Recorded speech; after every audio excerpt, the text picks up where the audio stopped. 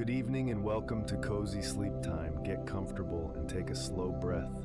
Let your body relax more and more. Tonight's story is about the simple living. Simply listen or let your mind drift. There is no need to focus. Let the quiet story begin. In a world that constantly tells us to want more, the idea of wanting less can feel almost revolutionary. Yet there is growing evidence that simplifying our lives leads to greater well-being, better sleep, and more peace of mind. This exploration examines why less can truly be more, and how embracing simplicity might be one of the most profound changes we can make for our mental health. The average person today is exposed to more information in a single day than someone in the 1800s encountered in their entire lifetime. Our brains were not designed to process this constant stream of stimulation. Evolution shaped our minds for a simpler world, one where threats were immediate and resources were scarce. Our modern environment, with its endless notifications and constant connectivity, creates a kind of cognitive overload that our ancestors never experienced. Research from the field of environmental psychology shows that cluttered spaces elevate stress hormones like cortisol. A study conducted at Princeton University found that physical clutter competes for our attention, resulting in decreased performance and increased stress. The visual chaos of disorganization forces our brains to work harder, even when we are not consciously aware of it. This extra cognitive load leaves us feeling tired, anxious, and unable to fully relax. The concept of sensory overload helps explain why so many people struggle to fall asleep at night. Our brains evolved to remain alert for dangers, and in modern environments, the constant hum of devices, the glow of screens, and the awareness of unfinished tasks keep our nervous systems in a state of low-level arousal. Creating a simpler environment with fewer visual and auditory distractions signals to our brain that it is safe to relax and let go. There is a reason why minimalist spaces feel calming. When a room contains only what is necessary, the eye can rest. There is no visual competition. The mind does not need to process irrelevant objects. This visual quiet allows the brain to settle into a more peaceful state. Many people report that they sleep better in simple, uncluttered bedrooms. Simplicity also applies to how we spend our time. A simplified schedule with fewer commitments and more empty space between activities allows for genuine rest. When every hour of the day is filled with tasks, appointments, and obligations, there is no room for the mind to wander. And wandering is essential for mental health. It is during unstructured time that the brain processes experiences and generates new ideas. The concept of enough is central to simplicity. Enough is not the same as deprivation. It is the recognition that beyond a certain point, more things do not add more happiness. The science of hedonic adaptation shows that people quickly become accustomed to new possessions. The joy of a new purchase fades within weeks, and we return to our baseline level of satisfaction. This is why accumulating more things rarely leads to lasting happiness. Choosing simplicity is a way of choosing peace. It is a decision to own less, so that you have more time, more energy, and more mental space for the things that truly matter. It is not about living with nothing. It is about making room for what is important by letting go of what is not. The slow movement emerged as a response to the acceleration of modern life, offering an alternative to the relentless pace that characterizes much of contemporary society. This philosophy, which began with the slow food movement in Italy during the 1980s, has since expanded to encompass many aspects of daily living. Understanding its principles can help us create more balanced, peaceful lives. The origins of the slow movement trace back to 1986, when Carlo Petrini organized the first slow food event in Italy as a protest against the opening of a fast food restaurant near the Spanish Steps in Rome. This seemingly small act sparked a global movement that now spans more than 160 countries. The core idea was simple. Food should be enjoyed slowly, with attention to flavor, tradition, and the people who produce it. From these culinary roots, the movement expanded into slow living, slow fashion, slow travel, and even slow parenting. Each of these branches shares a common philosophy: quality over quantity, presence over rushing, meaning over efficiency. The movement rejects the notion that faster is always better, challenging the assumption that productivity equals value. Slow living is not about doing everything at a snail's pace. It is about doing things at the right pace. It means giving each activity the time it deserves, rather than rushing through one task to get to the next. It means being fully present in whatever you are doing, whether that is eating a meal, having a conversation, or simply sitting in silence. Research supports the benefits of slowing down. When we rush, our bodies release stress hormones like cortisol and adrenaline. These hormones prepare us for immediate physical action, but they also suppress non-essential functions like digestion and immune response. Over time, chronic rushing keeps the body in a state of low-level stress that contributes to a wide range of health problems. Slowing down also improves the quality of our experiences. When we eat slowly, we taste our food more fully and recognize when we are full. When we walk slowly, we notice details we would otherwise miss. The way light falls on a leaf, the sound of birds in a tree, the texture of the ground beneath our feet. When we read slowly, we absorb and remember more of what we read. The slow movement also emphasizes the importance of rest. In a culture that glorifies busyness, rest can feel like laziness. But rest is not the absence of activity. It is a vital part of a healthy life. The body repairs itself during rest. The brain consolidates memories during rest. Creativity flourishes during rest. Without adequate rest, both mind and body begin to deteriorate. Embracing a slower pace of life can begin with small changes. Eating a meal without distractions, taking a walk without a destination, setting aside time each day for quiet reflection. Each of these small acts of slowness is a step toward a more balanced and peaceful existence. Our brains evolved in an environment that was very different from the one we live in today. For most of human history, life was simple in terms of material possessions. Our ancestors owned what they could carry.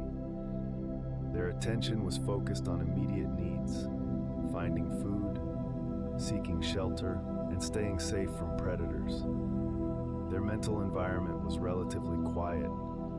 Modern life could not be more different. The average person owns tens of thousands of items. We are surrounded by objects, each one demanding a tiny amount of attention. Every possession must be stored, cleaned, maintained, and eventually disposed of. Each item adds to the cognitive load that our brains must carry. The concept of cognitive load was developed by psychologist John Sweller in the 1980s. It refers to the total amount of mental effort being used in working memory. When cognitive load is high, our ability to think clearly, make decisions, and regulate emotions is impaired. A cluttered environment increases cognitive load because our brains must process and filter out irrelevant visual information. The brain's prefrontal cortex, which handles decision-making and impulse control, has a limited capacity. Every decision we make, no matter how small, uses some of this capacity. This is why making many small decisions throughout the day can leave us feeling mentally exhausted by evening. A simpler environment reduces the number of decisions we need to make, preserving mental energy for the things that matter. There is also the phenomenon of decision fatigue. When people make many decisions in succession, the quality of their decisions deteriorates. This is why it can be hard to choose what to eat for dinner after a long day of making choices at work. Simplifying our lives reduces the number of decisions we face, which helps us make better choices and feel less drained. The principle of minimalism addresses this by encouraging us to own only what we truly need or value. When every object in our home has a purpose or brings genuine joy, the mental burden of ownership decreases. We no longer need to manage, organize, or think about things that do not matter to us. The Japanese concept of ma, often translated as negative space, is relevant here. Ma is the deliberate use of empty space to create balance and harmony. In a room, ma means leaving some surfaces bare. In a schedule, ma means leaving unscheduled time. In a conversation, ma means allowing pauses. This empty space is not wasted. It is essential. It gives the mind room to breathe. When we reduce the number of things competing for our attention, we create space for what is truly important. We have more energy for relationships, for creativity, for rest. We are less distracted and more present. Our brains, freed from the constant processing of unnecessary information, can finally relax. One of the greatest benefits of a simpler life is the renewed ability to enjoy simple pleasures. When our minds are not cluttered with possessions, tasks, and worries, we become more sensitive to the small joys that are always present but often overlooked. A simple pleasure might be the warmth of sunlight coming through a window, the taste of fresh bread, the sound of rain on a roof, the feeling of clean sheets, the smell of coffee in the morning. These experiences do not cost money. They do not require planning. They are available to anyone at any time, but they require something that modern life often steals. They require our attention. When we are constantly distracted by devices and obligations, we miss these small moments of pleasure. The mind is elsewhere, planning, worrying, analyzing. But when we simplify our lives, we create the mental space needed to notice and appreciate the simple pleasures that are already present. Research on happiness has consistently found that the ability to savor small positive experiences is strongly correlated with overall well-being. People who take time to notice and appreciate simple pleasures report higher levels of life satisfaction than those who chase larger but less frequent rewards. This is because simple pleasures are abundant and accessible. They can be experienced many times throughout the day. The Danish concept of hygge is about creating coziness and enjoying simple pleasures. It is the feeling of being warm and comfortable, often with candles, soft blankets, and good company. Hygge cannot be bought. It is created through attention to the small details of daily life. A warm drink on a cold day, a comfortable chair by a window, the soft glow of candlelight. The Japanese concept of ichigo-ichi translates to one time, one meeting. It reminds us that each moment is unique and will never occur again. This philosophy encourages us to be fully present in each experience, no matter how ordinary. A cup of tea becomes a ceremony, a walk becomes a journey, a meal becomes a celebration. Simple pleasures also connect us to our senses. In a world of screens and abstractions, sensory experiences ground us in the present moment. The texture of fabric, the taste of food, the warmth of sunlight, the sound of wind. These sensory experiences are the foundation of human well-being, and they are available to us at every moment if we only take the time to notice them. Choosing simplicity is choosing to make room for these pleasures. When we own less, we have less to clean, less to organize, less to worry about. We free up time and mental energy for the things that truly nourish us. A walk in nature, a conversation with a loved one, a quiet hour with a book. These are the things that make life rich, and they require simplicity to be fully enjoyed. At the heart of simplicity lies the concept of enough. Enough is the point at which we have what we need, and the pursuit of more no longer adds meaningful value to our lives. Finding this point is one of the most liberating things a person can do. The concept of enough is not about deprivation. It is not about living with less than you need. It is about recognizing when you have sufficient. The word sufficient comes from the Latin sufficere, which means to be enough. It implies a state of completion, a point at which no more is required.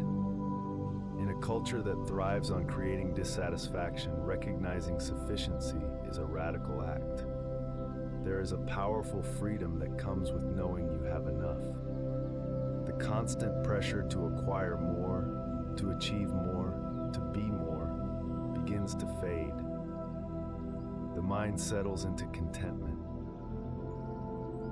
This does not mean there is no room for growth or improvement. It means that your sense of worth is no longer tied to what you own or what you accomplish. The economist and philosopher E.F. Schumacher wrote about this in his book, Small is Beautiful. He argued that modern economies are based on the assumption that more is always better.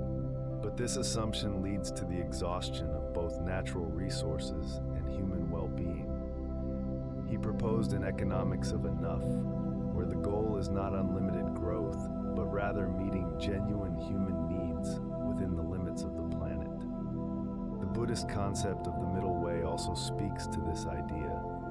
It teaches that happiness lies not in indulgence or deprivation, but in balance. The middle way is about finding the point at which our needs are met without excess.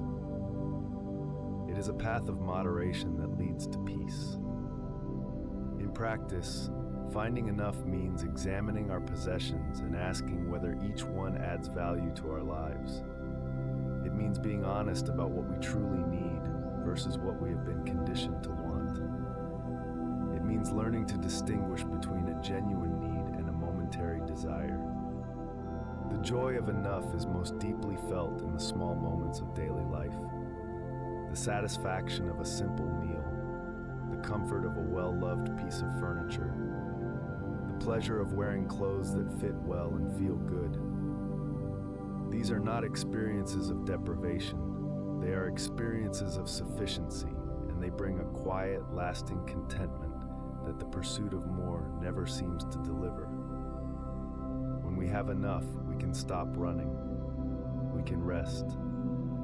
We can turn our attention to the things that truly matter: relationships, creativity, service, presence. These are the things that make life meaningful, and they flourish not in the pursuit of more, but in the recognition that we already have enough. As our story ends, let the quiet ideas settle softly.